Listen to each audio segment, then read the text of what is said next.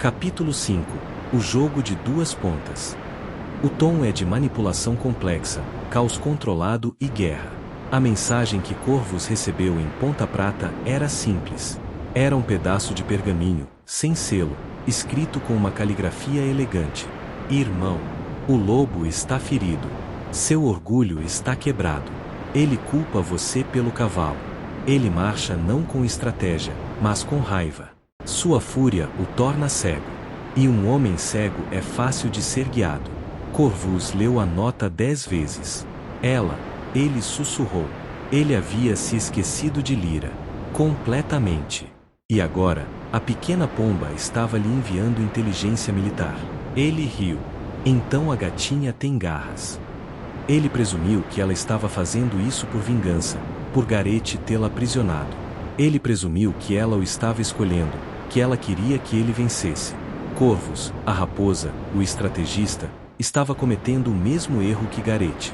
Ele estava subestimando Lyra. Ele respondeu. Ele enviou um plano para Lyra, usando o mesmo mensageiro secreto.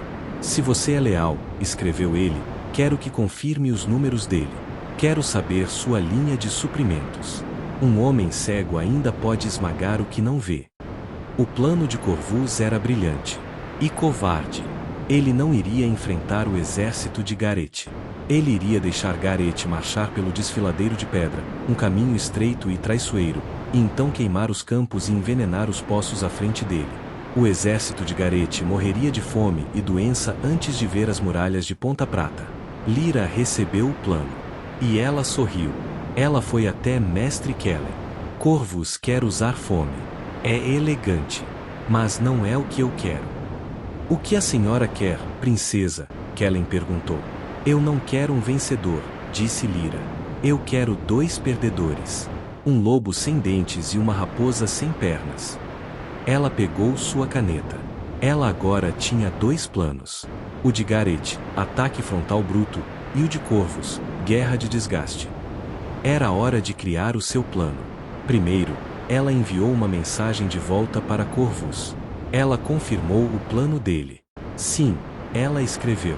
Ele está trazendo uma linha de suprimentos enorme e lenta. Ele teme a fome. Seus homens estão desmoralizados. Se você queimar os campos, o exército dele se dissolverá antes mesmo de chegar. Corvus, lendo isso, ficou satisfeito. Seu plano de fome funcionária. Segundo, ela enviou uma mensagem para Gareth. Isso foi mais difícil. Ela não podia simplesmente enviar uma nota. Ela teve que usar um de seus sargentos leais. O sargento Jax foi até o general Varrus. Meu general, disse Jax, fingindo estar apavorado. Meu primo. Ele trabalha nos estábulos de Ponta Prata. Ele acabou de chegar. Ele diz que Corvus tem um plano. Gareth e Varrus ouviram. Que plano? Gareth rosnou. Ele não vai lutar, meu rei. Ele sabe que não pode vencer. Ele vai queimar os próprios campos. Ele vai nos deixar morrer de fome no desfiladeiro. Gareth riu. Deixá-lo morrer de fome? Um lobo? Eu não sou um servo para ser caçado. Eu sou o caçador. Varrus, isso muda tudo. Como, meu rei? Varrus perguntou. A raposa acha que somos lentos. Gareth rugiu, seus olhos brilhando com fogo. Ele acha que vamos rastejar. Mas nós não vamos. Vamos marchar. Rápido. Vamos deixar a linha de suprimentos para trás. Vamos viver da terra. Vamos pegar Corvus antes que ele possa acender a primeira tocha. Mas, meu rei, Varrus protestou. Isso é um risco. Viver da terra. E se ele estiver queimando tudo? Então chegaremos mais rápido, gritou Gareth. É o que ele não espera. É brilhante. O plano de Lyra era um jogo de duas pontas. Ela disse a Corvus que Gareth seria lento e pesado. Ela disse a Gareth que Corvus esperava que ele fosse lento e pesado, forçando-o a ser rápido. O resultado foi um desastre coreografado. Gareth, em sua fúria, fez exatamente o que Lyra queria. Ele dividiu suas forças. Ele pegou seus 5.000 melhores cavaleiros, a elite, e avançou, deixando sua infantaria e suprimentos para trás.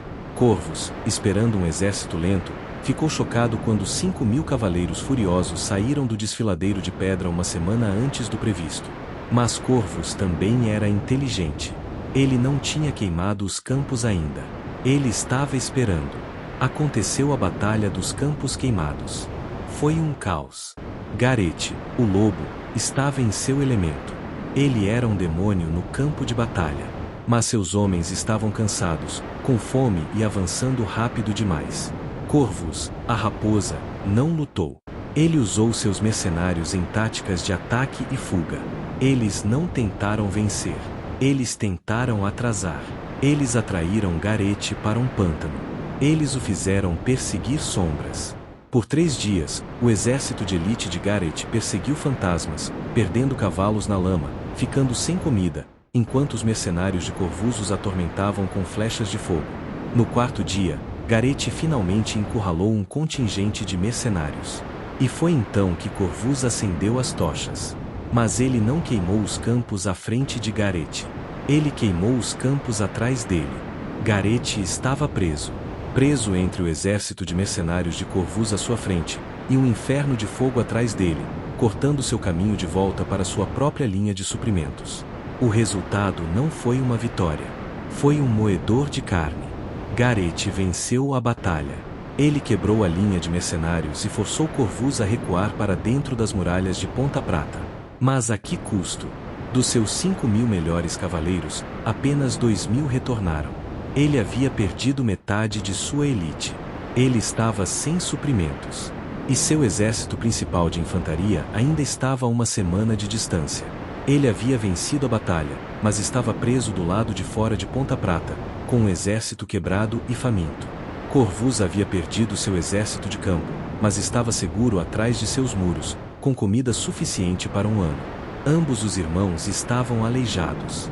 O lobo havia perdido seus dentes. A raposa estava presa em sua própria toca. Na capital, Kellen deu a notícia a Lyra. Eles se destruíram, minha senhora. Exatamente como você disse. Lyra olhou para o tabuleiro de xadrez. Ela removeu o cavalo, Gareth, e o bispo, Corvus, do tabuleiro. Não, ela disse. Eles não se destruíram. Eu os destruí. Agora, é hora de trazer o reino de volta para casa. Ela estava pronta para o movimento final. Capítulo 6. A Rainha Sombra. O tom é de revelação, checkmate e a ascensão do poder. A notícia da vitória sangrenta de Gareth chegou à capital como uma praga. O povo não comemorou. Eles ouviram histórias não de um rei vitorioso, mas de um açougueiro que levou 2.000 de seus filhos e maridos para um pântano de fogo. A fome, que já era ruim, tornou-se desesperadora. Sem o exército para proteger as fazendas, os bandidos tomaram conta. A capital estava morrendo. E o conselho, o que restava dele, estava em pânico. Eles estavam presos. Eles não tinham Gareth, que estava atolado em um cerco inútil em Ponta Prata. Eles não tinham Corvus, que era o inimigo. O reino estava sem cabeça. Foi quando Lord Valerius, o mestre da moeda que Gareth havia aprisionado e depois esquecido, recebeu um visitante. Mestre Kellen, o bibliotecário. O que você quer? Valerius rosnou de sua cela confortável. Eu venho em nome da princesa Lyra, Kellen disse suavemente. Ela acredita que um homem de números como você apreciaria uma solução lógica. Solução? Estamos arruinados, Valerius zombou. Não estamos, disse Kellen. A capital está com fome. Mas a capital não precisa morrer de fome. Kellen explicou. Por 6 meses, enquanto o lobo e a raposa brincavam de guerra, Lyra, a aranha, estava trabalhando. Usando o dinheiro do seu dote, usando as conexões de sua mãe, ela não estava comprando espiões. Ela estava comprando grãos. Ela havia usado a rede de Kellen para comprar secretamente, de fazendas distantes e intocadas pela guerra, milhares de sacas de trigo, centeio e cevada. Não estava no porto, que Corvus controlava. Não estava nos celeiros reais, que Gareth havia esvaziado. Estava escondido. Em túneis esquecidos sob a cidade. Em criptas antigas. Em armazéns de comerciantes falidos que ela agora possuía. Lyra tinha comida. Comida suficiente para alimentar a cidade por 3 meses. Valerius, o homem dos números, sentiu um arrepio. Ela fez o que Corvus disse que faria. Ela controlou os suprimentos. Ela não controlou os suprimentos, Lord Valerius, Kellen disse. Ela salvou os suprimentos. E agora, ela está pronta para compartilhá-los. Mas ela não pode fazer isso de uma cela. A segunda visita de Kellen foi ao general Varrus. O general estava um homem quebrado. Ele havia recebido a lista dos mortos no pântano. Seu filho estava nela. General, Kellen começou. Se você veio falar em nome de Gareth, eu o matarei, Varrus murmurou. Eu venho em nome das 5.000 famílias que não terão o que comer esta noite, disse Kellen. Eu venho em nome de um futuro. Ele contou a Varrus a mesma história. A comida. A salvação. O que ela quer? Varrus perguntou, os olhos mortos. O trono. Ela quer o fim da fome, disse Kellen. Ela quer o fim da guerra. O trono. O trono é apenas a ferramenta para isso. Gareth nos deu sangue. Corvus nos deu dívidas. Lyra está oferecendo pão. Naquela noite, uma reunião de emergência do conselho foi convocada. Mas não no castelo. Eles se encontraram na biblioteca. Valerius estava lá. Varrus estava lá. Os lordes menores restantes estavam lá. Eles esperaram. A porta se abriu. E a princesa Lyra entrou. Ela não era mais a dama de cinzas. Ela não estava de luto. Ela usava um vestido verde escuro, as cores de sua casa. Seu cabelo estava preso, não como de uma donzela, mas como de uma rainha. Ela parecia 10 anos mais velha. E mais perigosa do que seus 2 irmãos juntos. Meus lordes, ela disse, sua voz clara e fria, enchendo a sala.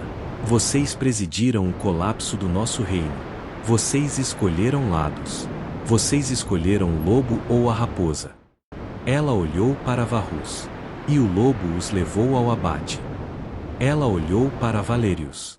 E a raposa os levou à falência. Enquanto eles jogavam seu jogo de homens, continuou ela, eu fazia o trabalho de um governante. Eu protegia o povo. Ela bateu na mesa. A comida. Neste exato momento, Mestre Kellen está organizando a distribuição. Amanhã, pela primeira vez em 6 meses, o povo desta cidade comerá. E eles saberão que foi a princesa quem os alimentou, não o rei. Houve um silêncio atordoado. Lord Valerius foi o primeiro a falar. Minha senhora, o que você está propondo? Um golpe. Gareth, ele voltará. Ele voltará. Lyra zombou. Ele está preso em um cerco que não pode vencer, com um exército que o odeia. E Corvus está preso em uma cidade que não pode deixar. Meus irmãos estão irrelevantes. O que você quer de nós? Varrus perguntou, a voz rouca. Lyra caminhou até o centro da sala. Eu quero o que vocês não conseguiram manter.